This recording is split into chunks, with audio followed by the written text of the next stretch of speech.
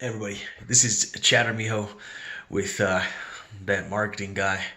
So, just in regards to marketing, what I've seen over and over and over and over and over again, and I was guilty of this too, just as much as everybody else, is the fact that 99% of the people I talk to don't know their audience.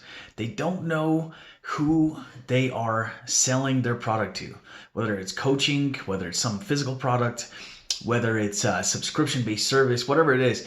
They don't know who their audience is, and they are going after everybody.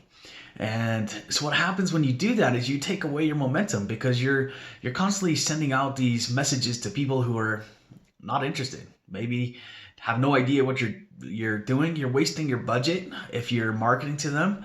You're wasting your time, your energy, and you're just not getting results that you're expecting. And so understanding your audience is one of the most important things that you can possibly do. A lot of times we have these really great products, really great ideas, really great services that we provide, but we don't know who our ideal audience is. And so I see people use the boost now button or promote this post button on Instagram and Facebook, and those go absolutely nowhere. They'll get a few likes maybe, but as far as customers, people that purchase, spend hard-earned money in return for that, no, it's not going to work. You can keep trying over and over again, and you may get one, you may get two, but you're going to spend a ton more money than you need to do that.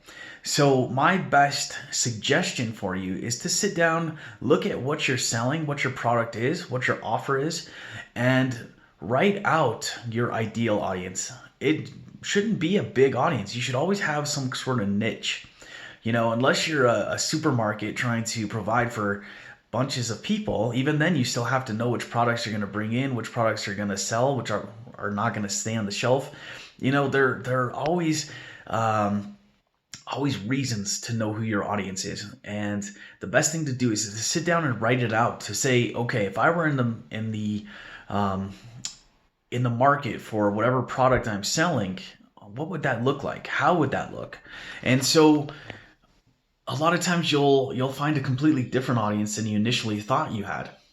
And so once you can dial that audience in, really get the demographics down, look at the age, look at the location they may be residing at, look at maybe even how much income they're making, or what is the problem you're trying to solve for them. That is one of the best questions you can ask yourself. What is the problem you're trying to solve for them?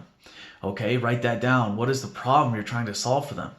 And so that is your basis for finding that audience, to really make sure you've got the right messaging going out to the right people. Okay, once you do that, sales will start to roll in. You're still gonna have to close those sales depending on how you're selling. If you're selling virtually, maybe they go to a store and they don't like your website, so there's a whole nother issue you have to solve.